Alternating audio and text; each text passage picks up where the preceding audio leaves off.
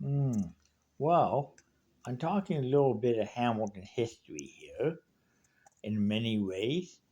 You've gone by Burton and Smith Ave. You see beautiful old church on the corner there. It's something out another type of congregation today. It's some kind of Jewish type of congregation today. But it is used to be called the name of that church was called the St. Matthew's Church at the time. Well, go built back shortly after Battle Stony Creek, and when they started building that church, the corner of Barton and St. Matthew, County Road One, and the county on the corner of County Road One and the and Matthews Road, it called Matthews Road at the time. Well, they built it there, and what happened? It had a huge impact in here. Well, it grew. Congregation literally overfilled to a point where it was just like, standing room only in many services in that particular time. Of course, there being a Catholic church known as St. Matthew's Parish, it grew and it grew and it grew and it grew. Like it's just kept, it got so big, it even had nuns in that church going back to by 1918. Well, 1918, they needed a place, so they built a convent for the nuns. I'm not going to disclose the location of this on this video because the reason why I don't disclose that because it is a rental property today. I'm not going to disclose. That's about what I can say.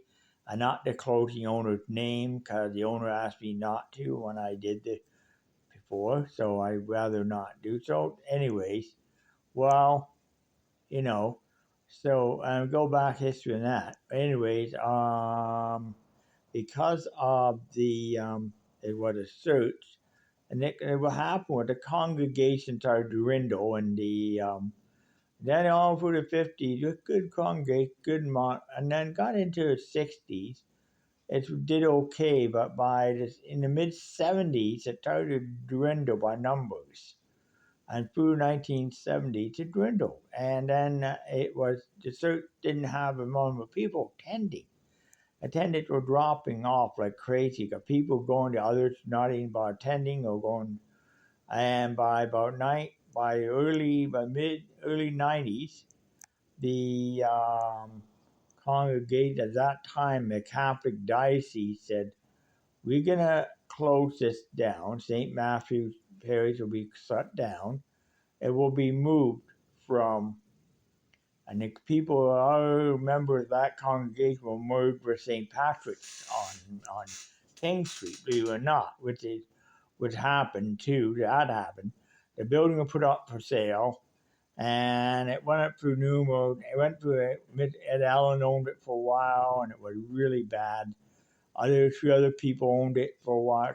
Then finally it sold to a new owner today, but the same happened to the convent. It was sold through at the same time as new owners, and the nuns that were there were transferred to Mount St. Joseph, and vice versa onward. This today, but the thing is, the church and the nuns in that area had a huge impact in the area. Well, in 1921, according to what I have read through church records, I looked at today at St. Patrick's Church downtown Hamilton. While that location, the nuns formed what called St. Matthew's House in about the 80s and then in the early late 70s, knowing that the congregation number died, knowing that they were providing food for many people in that area at the time. So they were decided, at that point to build St. Matthew's House with a cerebral organization formed by the nuns from there.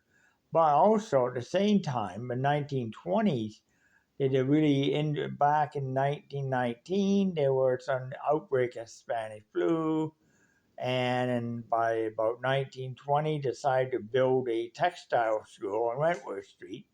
Today, at the mission services today, we know They at 196 Wentworth. They built textile school. The nuns with the government providence tale built textile, and it did very well in that time. But it no, it didn't do too well when it merged with Rising University in the 70s. In the early 60s, what happened in there was Rising took it over. The school people who were going there were transferred to Rising, finished off the textile course that started there.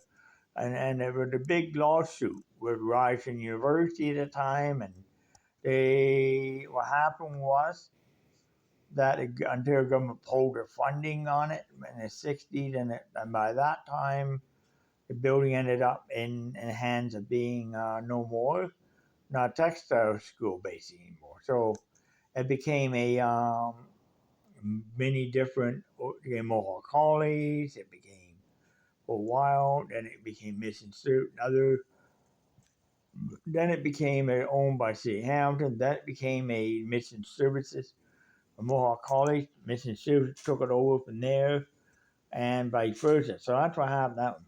Well, anytime nuns themselves had a huge big impact in the area because not only did they keep the area from getting troublemakers out, they actually kept the area booming. A lot of businesses at the time were benefiting off of the congregation and benefiting from having it. But then soon as the mall came in, all the stores left.